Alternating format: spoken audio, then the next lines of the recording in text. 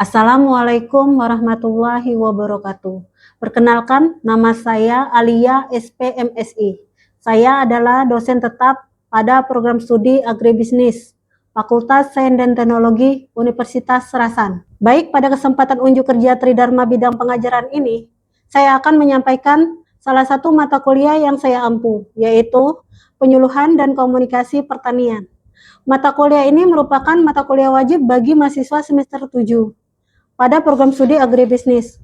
Kode mata kuliah ini yaitu PAG 745, berbobot 2 SKS yang diselenggarakan dalam 6 pertemuan, terdiri dari 14 kali pertemuan tatap muka, 2 kali pertemuan evaluasi berupa ujian tengah semester dan ujian akhir semester. Tujuan pembelajaran mata kuliah Penyuluhan dan Komunikasi Pertanian memberikan pemahaman kepada mahasiswa tentang konsep, prinsip, dan strategi penyampaian informasi, teknologi, serta pengetahuan pertanian kepada masyarakat, terutama petani.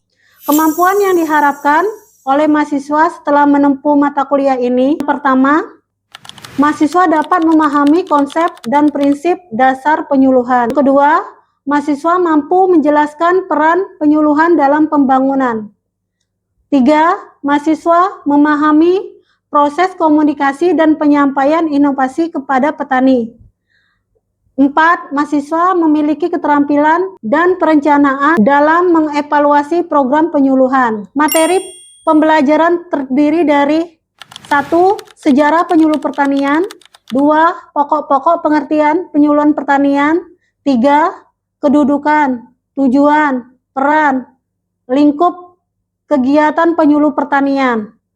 4. Filosofi prinsip etika penyuluh pertanian. 5. Penerimaan pemanfaatan penyuluh pertanian. 6. Proses belajar dalam penyuluh pertanian. 7. Komunikasi, adopsi, dan difusi inovasi. 8. Penyuluh pertanian sebagai proses pemberdayaan. 9. Kebijakan, kelembagaan, ketenagaan penyuluh pertanian. 10. Visi, misi, pendekatan, dan strategi penyuluh pertanian. 11. Pengenalan daerah kerja penyuluh pertanian. 12. Perencanaan program penyuluh pertanian. Mahasiswa yang mengikuti kuliah ini akan terlibat dalam proses pembelajaran yang interaktif dan dinamis. Pembelajaran yang dilakukan melalui kombinasi antara ceramah, diskusi aktif, presentasi kelompok, serta studi kasus nyata yang relevan dengan dunia penyuluh pertanian. Kegiatan ini dilaksanakan secara tatap muka, LMS, dan daring dengan tetap mengutamakan sistem pembelajaran secara tatap muka. Media pembelajaran digunakan meliputi LCD, media digital, video pembelajaran, dan Canva. Adapun komponen pembelajaran, penilaian pembelajaran yang digunakan, yang pertama kehadiran 10%, tugas 20%, 3. Ujian tengah semester 25%, 4. Ujian akhir semester 45%. Demikian penjelasan singkat terkait mata kuliah Penyuluhan dan Komunikasi Pertanian yang tertuang pada rencana pembelajaran semester yang telah divalidasi oleh Ketua Program Studi. Atas perhatiannya saya ucapkan terima kasih. Bismillahirrahmanirrahim. Assalamualaikum warahmatullahi wabarakatuh. Oke, selamat siang adik-adik mahasiswa semuanya. Ya, Bu. Gimana kabarnya hari ini? Alhamdulillah baik ya. Baik, untuk minggu ini kita akan lanjut di mata kuliah Penyuluhan dan Komunikasi Pertanian. Jadi minggu lalu topik apa minggu kemarin ya? Ada yang masih ingat nggak? Minggu kemarin kita bahas topik apa? Oh, iya. Kemarin itu kita membahas tentang filosofi, etika, prinsip, dan penerimaan manfaat penyuluh pertanian. Dalam hal ini ibu petani berperan sebagai penerima manfaat penyuluh pertanian yang terdiri dari petani subsisten dan petani komersil. Oke, betul sekali. Di pertemuan ke-6 kita akan membahas mengenai proses belajar dalam penyuluh pertanian ya.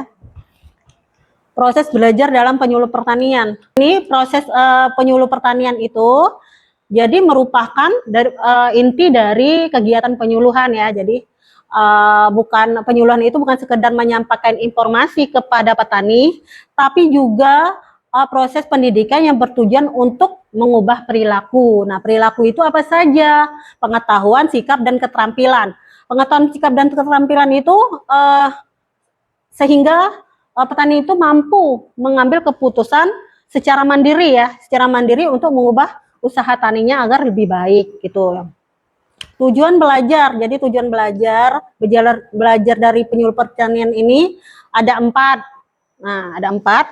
Yang pertama untuk menambah pengetahuan petani mengenai teknologi. Kemudian yang kedua untuk meningkatkan keterampilan petani dalam budidaya maupun mengolah usaha taninya.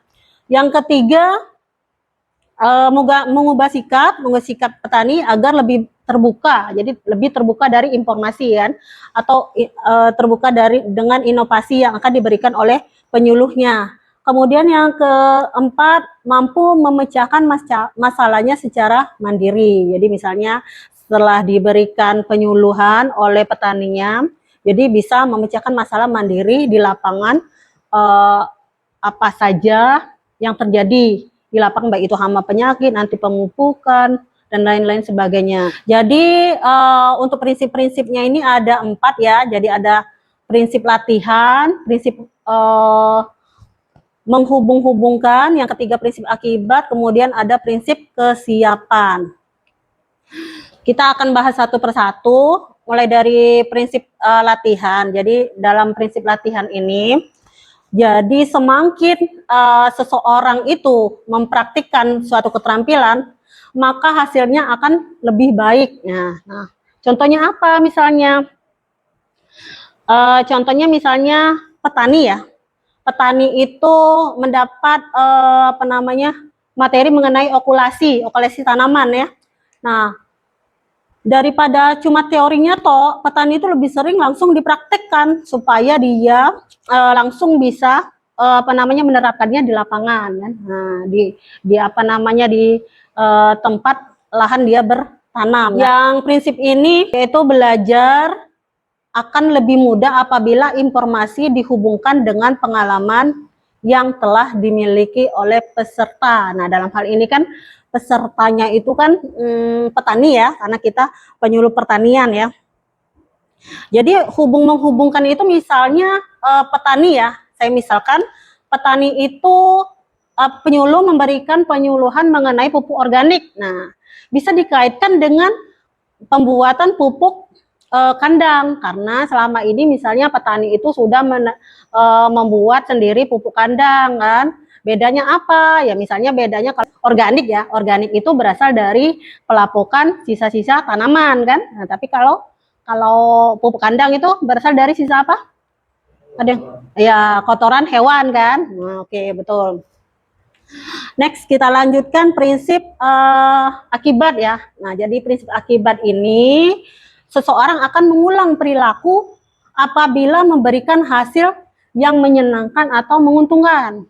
Nah, dalam hal ini saya contohkan misalnya petani itu membeli benih unggul. Nah, benih unggul untuk tanaman misalnya benih tomat ya yang unggul ya.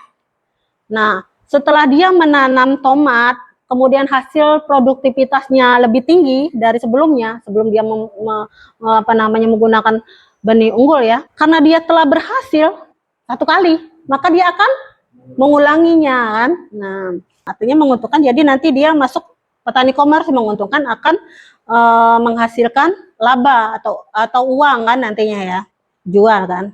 Kemudian yang keempat itu prinsip kesiapan.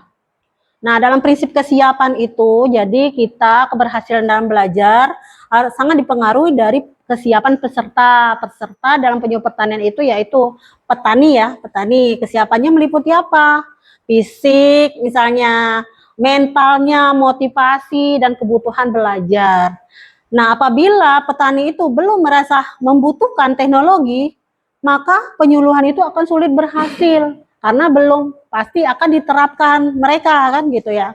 Nah, makanya kita nanti akan belajar di pertemuan selanjutnya akan belajar mengenai programan untuk penyuluhan. Nah, program penyuluh, bagaimana membuat program penyuluh supaya apa yang dibutuhkan petani itu kita memberikan materi yang sesuai gitu ya. Oke, selanjutnya ada yang mau ditanyakan nggak untuk sekarang? Belum ya? Belum? Oke, kita lanjut untuk slide berikutnya ya, yaitu penyuluhan sebagai pendidikan orang dewasa. Nah, jadi mengapa penyuluhan itu dikatakan sebagai pendidikan orang dewasa? Karena karakteristik pesertanya yang pertama, menghargai pengalaman, kemudian belajar sesuai dengan kebutuhan. Karena petani itu rata-rata, kalau saya itu pernah survei ya, jadi rata-rata umur petani itu rata-rata di atas 25. Jarang sekali petani itu di bawah 25. Itu anak muda ya, bisa 20, 23. Pokoknya yang saya survei itu di atas 25. Jadi dia pendidikan orang dewasa, sedangkan orang dewasa itu di atas 17 tahun disebut dewasa ya, gitu. Jadi kemudian bagaimana pendekatan pragmatisnya? Nah, dengan pendekatan praktisnya itu materi harus langsung didapat atau diterapkan. Jadi prinsipnya itu learning by doing, jadi belajar sambil melakukan, belajar sambil bekerja ya artinya. Makanya tadi belajar sambil dipraktekkan supaya nyambung, kan gitu. Kemudian metode partisipatif. Nah, metode partisipatif itu petani itu dilibatkan secara aktif, jadi mulai dari diskusinya, tanya jawab, prakteknya, kemudian demonstrasinya. Jadi bukan hanya mendengarkan ceramah penyuluh aja. Mereka itu kadang rata-rata kalau misalnya penyuluhan itu tidak di ruangan seperti kita kuliah ini, tapi di ruangan sekolah lapang. Nah, di pinggir-pinggir sawah, di pondok ya. Nah, kalau di sini namanya di pance kan gitu ya. Selanjutnya menghargai pengalaman. Menghargai pengalaman, jadi petani telah memiliki pengalaman bertahun-tahun dalam bertani. Bahkan kemarin itu ada lebih 40 tahun, 50 tahun ya, misalnya umurnya sekarang berapa, misalnya 70 kan, dia atau 75 kan, masih ada kan kemarin yang ngisi, itu dia bertani itu hampir 50 tahun kan gitu, lama sekali kan. Bahkan katanya, Bu, saya sejak masih bujang sudah bertani, Bu. Nah gitu, sekarang berapa? Sudah punya cicit, nah, bayangkan kan gitu ya, sudah lama sekali ya. Jadi petani memiliki pengalaman bertahun-tahun dalam bertani. Penyuluh tidak boleh menganggap petani itu tidak tahu, tapi menjadikan pengalaman mereka sebagai bahan diskusi. Jadi bisa sharing ya. Nah, kadang-kadang kan kita sebagai penyuluh ya, jadi umurnya kita juga bahkan seumuran anaknya ya gitu, atau cucunya kan misalnya itu. Saya belum lahir aja, misalnya penyuluh belum lahir aja, bapak itu sudah bertani kan gitu ya. Nah, bayangin kan jauhnya ya. Jadi petani itu merupakan orang dewasa sehingga pendekatan pembelajaran berbeda di sekolah. Nah, konsepnya itu disebut andragogi. Itu pendekatan untuk pendidikan orang dewasa. Next, lanjut. Nah, persiapan belajar dalam penyuluh pertanian. Yang pertama, kita harus menyiapkan materi, kemudian persiapan metode, kemudian persiapan administrasi. Jadi ada 3 persiapannya. Kalau materi apa aja? Nah, makanya tadi yang saya singgung tadi, jadi materinya harus sesuai dengan kondisi wilayah, kemudian sesuai dengan musim tanamnya, kemudian sesuai dengan kebutuhannya, kemudian sesuai dengan teknologi terbaru, dan mengacu pada pedoman Kementerian Pertanian. Karena PPL sekarang ya sudah berada di Kementerian Pertanian semua ya, pusat ya. Kemudian yang kedua, persiapan metode. Nah, metodenya apa aja? Yang tadi ada ceramah, ada demonstrasi, ada sekolah lapang, diskusi. Nah, ada juga kunjungan lapang. Kalau kunjungan lapang itu biasanya bahasanya itu kunjungan ke lapang itu bisa ke sawah, bisa ke kebun, atau bisa ke rumahnya gitu ya. Medianya apa aja disiapkan? Bisa poster, leaflet, video, alat peraga, dan contoh produk ya. Kemudian persiapan administrasi. Nah, apa aja meliputi? Yang pertama, penyusunan jadwal. Jadi misalnya kan kalau misalnya penyuluh ada wilayah binaan. Nah, setiap wilayah binaan, setiap desa ada kelompok tani. Nah, nanti jadwal kan hari ini kelompok tani ini, nanti minggu depan kelompok ini, pokoknya ada jadwalnya masing-masing. Kemudian koordinasi dengan kelompok tani tadi, ketuanya terutama ya, jadi biar bisa mengundang anggotanya. Kemudian ada surat tugas, daftar hadir, demonstrasi kegiatan, dan persiapan administrasi supaya mudah melaksanakan penyuluhannya. Next, ada jenis-jenis ya, jenis-jenis belajar dalam penyuluh pertanian. Tadi sempat saya singgung juga ada belajar formal dan informal kan. Nah, jadi belajar formal itu ya di sekolah, pelatihan atau kursus, tapi kalau informal itu pengalaman, diskusi, internet, media sosial, belajar dari sesama petani itu termasuk. Kemudian yang kedua, belajar individu dan kelompok. Nah, bisa belajar individu, memberi kebebasan kepada masing-masing, bisa juga belajar kelompok dengan memberikan keuntungan. Misalnya kalau belajar kelompok itu bisa saling bertukar pengalaman. Nah, kemudian bisa memperkuat kerjasama dan meningkatkan motivasi. Jadi kalau kita sendiri kadang pernah gagal, misalnya gagal panen ini, kena serang hama, akhirnya nextnya nggak mau lagi ya menanam itu kan gitu.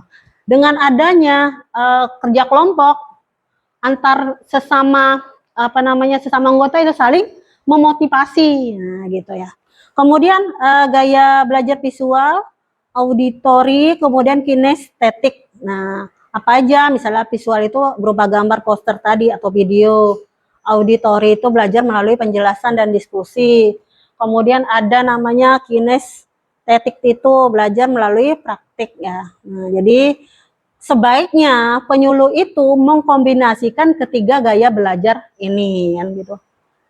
Supaya hasilnya maksimal. Kemudian ada belajar eksperiental ya, eksperiental. Jadi belajar pengalaman langsung. Nah, jadi dengan tahapan belajar itu misalnya mengalami dulu. Akhir itu kan, habis itu mengamati, merefleksi, dan mencoba kembali.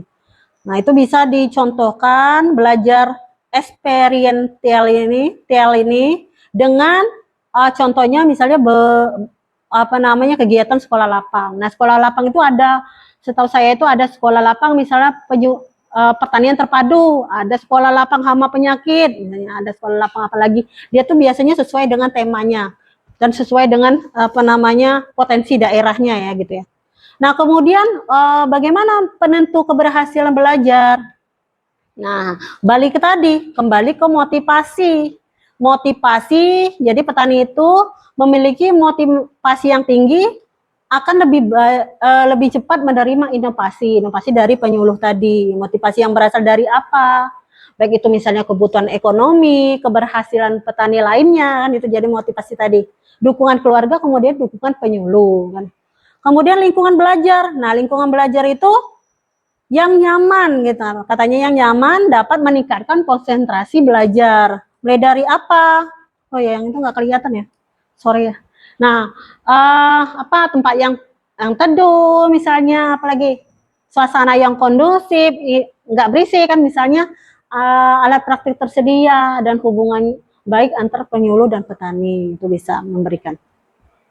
Kemudian metode berkualitas, metodenya menarik, misalnya mudah dipahami, kondisi peserta, banyak praktek kan gitu ya. Nah, kan kalau dari misalnya pendidikan ya. Nah, petani itu beragam-ragam. Misalnya ada yang tidak tamat SD, ada yang tamat SD, ada yang SMP, SMA, bahkan ada yang kuliah kan S1, S2 juga ada ya, banyak ya. Jadi kita harus semakin interaktif metode digunakan, maka belajarnya akan semakin baik. Kemudian ada TL, tindak lanjut. Tindak lanjut ini belajar tidak henti. Jadi setelah penyuluhan selesai, adanya pendampingan dari penyuluh, pendampingan, monitoring, evaluasi, kemudian ada kunjungan lapangan itu. Nah, dengan demikian inovasi itu benar-benar diterapkan oleh petani. Kalau nggak dikontrol, maka akan tidak semangat lagi ya untuk petani kan gitu ya. Sama aja kita tuh. Manusia itu suka terlena. Nah, jadi kesimpulannya dari belajar proses belajar penyuluh pertanian itu, yang pertama proses belajar penyuluh pertanian itu merupakan pendidikan orang dewasa. Nah, pendidikan orang dewasa itu bertujuan untuk apa? Meningkatkan perilaku. Perilaku itu berupa apa aja? Pengetahuan, sikap, dan keterampilan gitu ya. Kemudian yang kedua, yang kedua keberhasilan penyuluh ditentukan penerapan prinsip-prinsip tadi, metode, kesiapan, komunikasi dua arah, dan adanya pendampingan berkelanjutan gitu ya. Kemudian penyuluh mampu menciptakan proses belajar yang partisipatif. Nah, yang relevan dengan kebutuhan tadi akan lebih baik dan berhasil mendorong perilaku tadi dan meningkatkan ujungnya itu nanti akan meningkatkan kesejahteraan petani gitu. Itu aja materi penyuluh pertanian hari ini pada bab ke-6 proses penyuluh belajar dalam penyuluhan. Terima kasih atas perhatiannya. Semoga materi ini bermanfaat. Silakan jika ada pertanyaan untuk diskusi ke saya. Ada yang mau ditanyakan nggak dari materi ini? Ada yang mau ditanyakan? Siapa yang ingin bertanya? Kalau ingin bertanya, silakan tunjuk tangannya. Oh ya, Apri. Bertanya apa, Apri?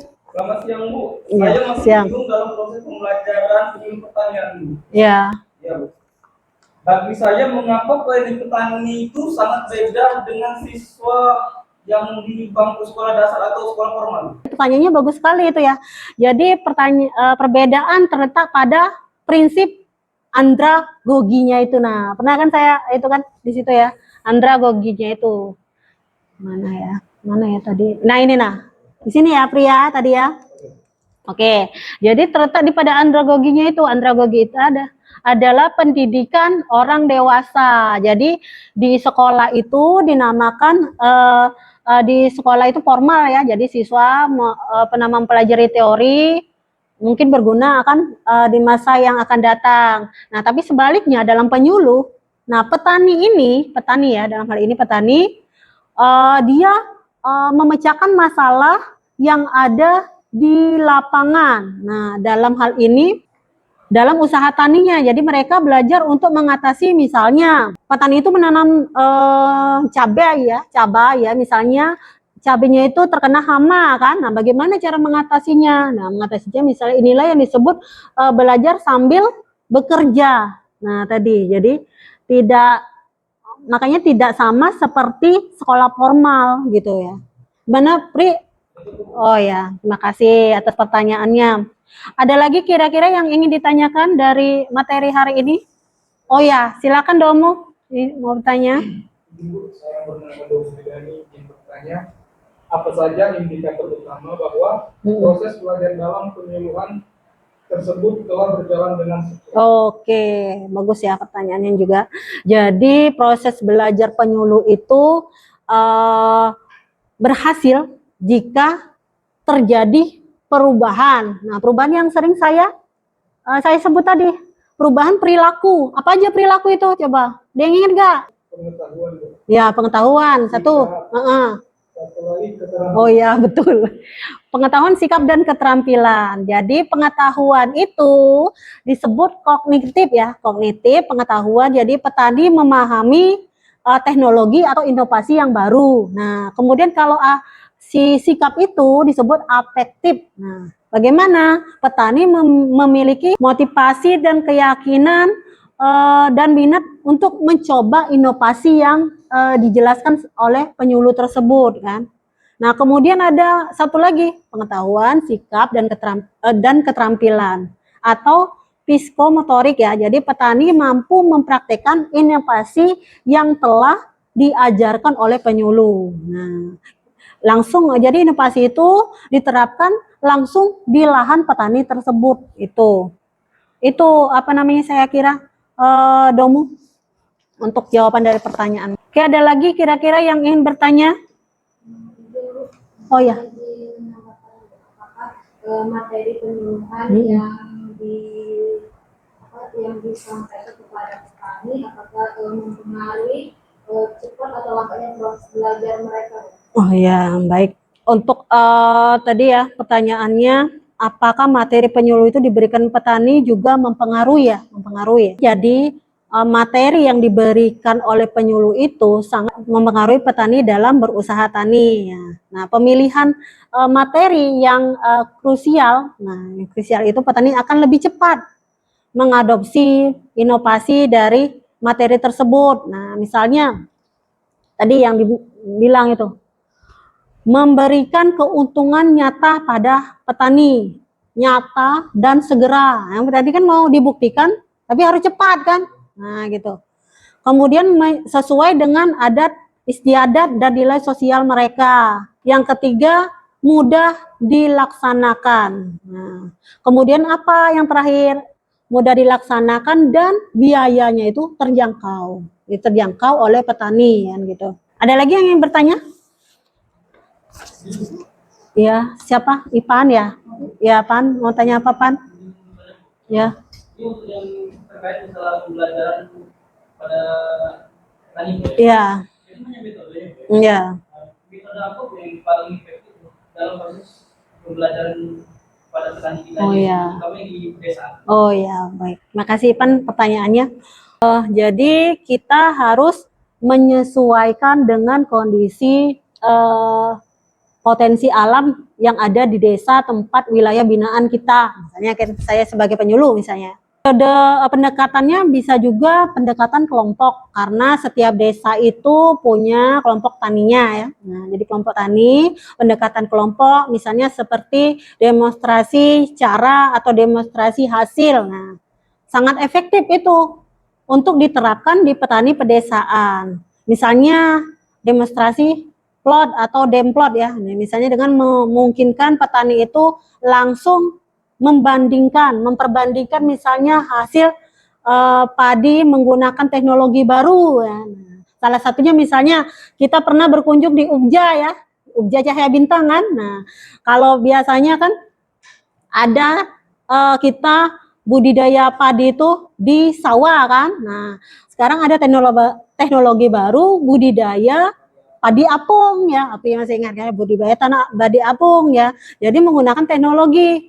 Nah, dibanding cara tradisional itu lebih menarik. Nah, kemudian ada teknik dua arah, sangat diutamakan agar penyuluhan mendominasi, melainkan menjadi fasilitator. Nah, maksud saya tidak hanya berkunjung, tapi kita mengunjungi suatu tempat. Nah, diajak nyewa bis atau nyewa mobil ke tempat yang akan kita kunjungi, diajak jalan-jalan, jangan di desa terus misalnya petaninya ya kan, supaya ada ya betul, ada suasana baru. Oke, baik, betul. Makasih Ipan atas pertanyaannya. Saya kira untuk pertemuan hari ini kita cukupkan dulu ya. Untuk pertemuan hari ini, minggu depan itu berarti pertemuan ke-7 ya, jadi 6 ke-7. Nanti pas ke-8 ada pertemuan evaluasi, ada UTS-nya. Jadi saya masuk sekali lagi pertemuan ke-7, kemudian nanti ada evaluasi. Itu aja ya mungkin untuk materi hari ini. Lebih dan kurang saya mohon maaf. Saya akhiri perkuliahan hari ini dengan ucapan wabillahi taufiq wal hidayah. Wassalamualaikum warahmatullahi wabarakatuh. Waalaikumsalam warahmatullahi wabarakatuh.